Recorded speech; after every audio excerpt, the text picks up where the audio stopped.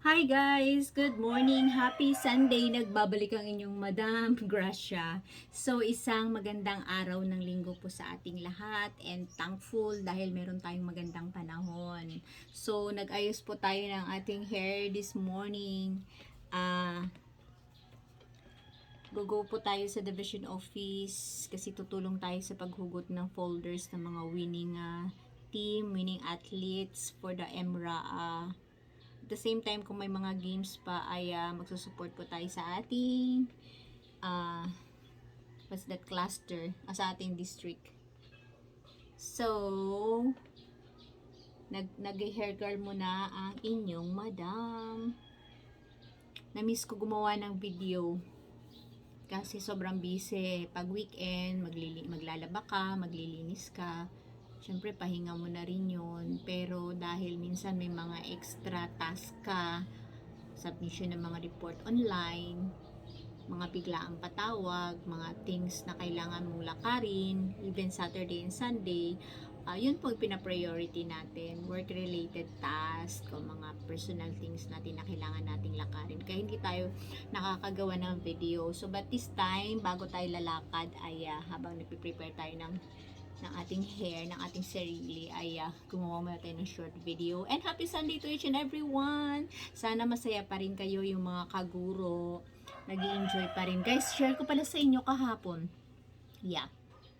Share ko lang kahapon, na-invite po tayo to be one of the speaker ng isang school here in Puerto Princesa, and naabutan ko kasi yung sinundan kong speaker, and isa sa naitanong niya doon sa mga participants is kung bibigyan ka ng isang araw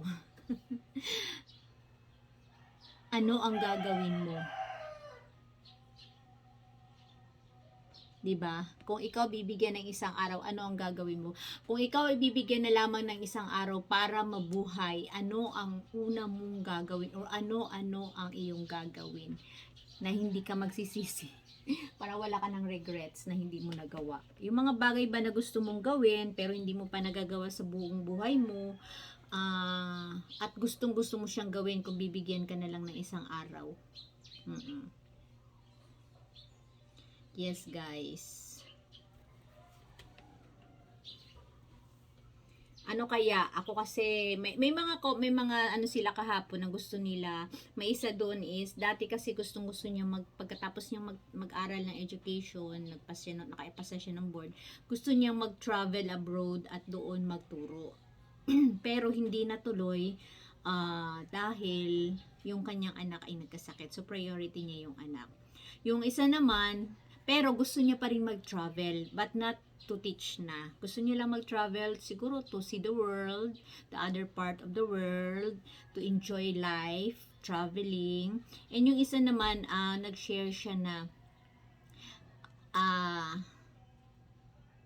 nanggaling na raw siya sa abroad.